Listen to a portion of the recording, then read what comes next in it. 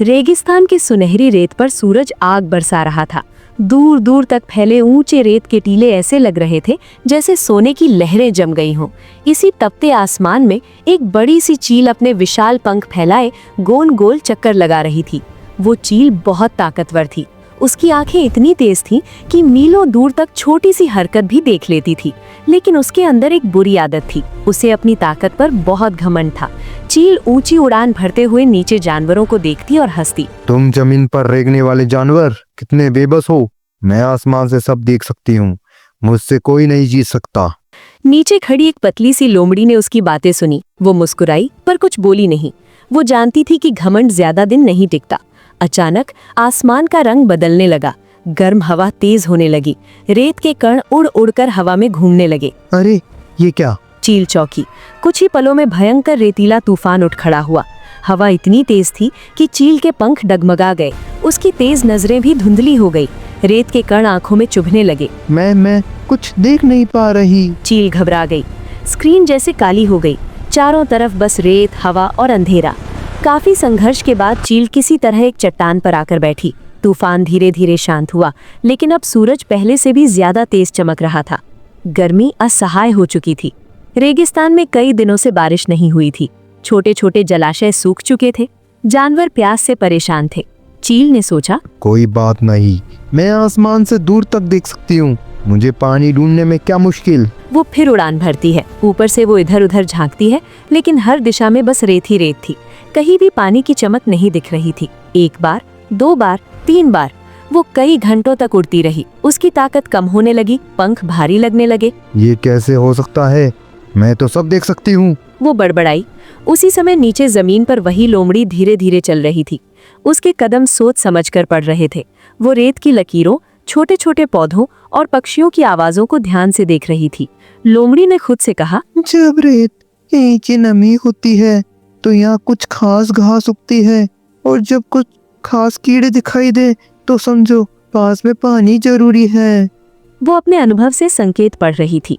काफी देर चलने के बाद उसे दूर एक पुरानी आधी दबी हुई पत्थर की सीढ़ियां दिखी। ये तो किसी पुरानी बावड़ी की सीढ़ियां लग रही है। लोमड़ी की आंखें चमक उठी। वो तेजी से वहां पहुंची। रेत हटाकर नीचे झांका। अंदर ठंडा साफ पानी चमक रहा था। ये एक प्राचीन बावड़ी थी जो रेत में छिपी हुई थी। ऊपर से देखने पर वो बस टूटी फूटी सी दीवार लगती थी, लेकिन अंदर जीवन भरा था। लोमड़ी खुशी से उछल पड़ी। वाह, रेगिस्तान में छुपा खजाना मिल गया।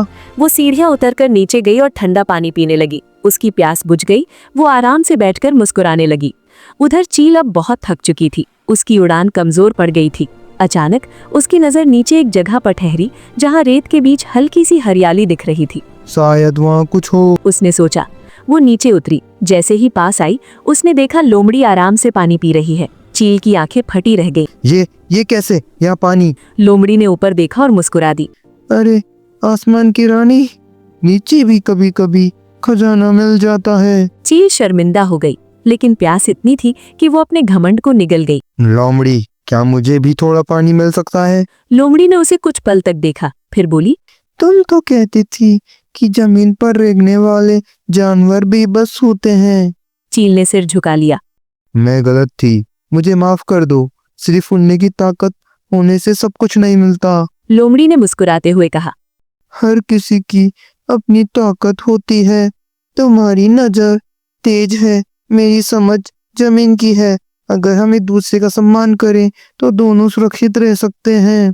चील ने कृतज्ञता से सिर हिलाया। मैं वादा करती हूँ, अब कभी घमंड नहीं करूंगी। लोमड़ी उसे बावड़ी तक ले गई। चील ने सावधानी से नीचे उतरकर पानी पिया। ठंडा पानी उसके गले से उतरता गया और उसे नई ऊर्जा मिल गई।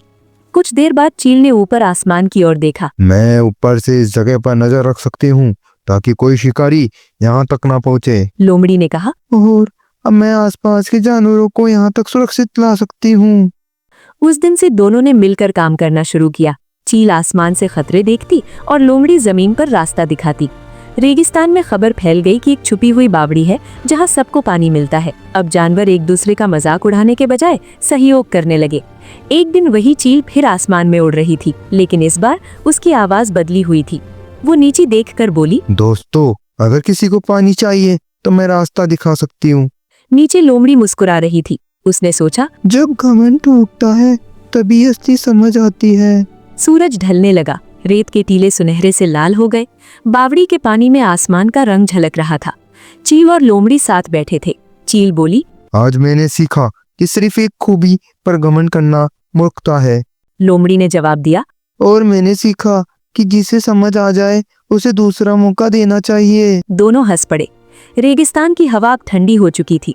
जहाँ कभी घमंड की आवाज गूंजती थी, वहाँ अब दोस्ती और सहयोग की कहानी थी। सीख, मोरल ऑफ द स्टोरी, सिर्फ एक खूबी होने का घमंड नहीं करना चाहिए। हर किसी की अपनी ताकत और समझ होती है। जब हम मिलकर काम करते हैं तभी असली जीत मिलती है।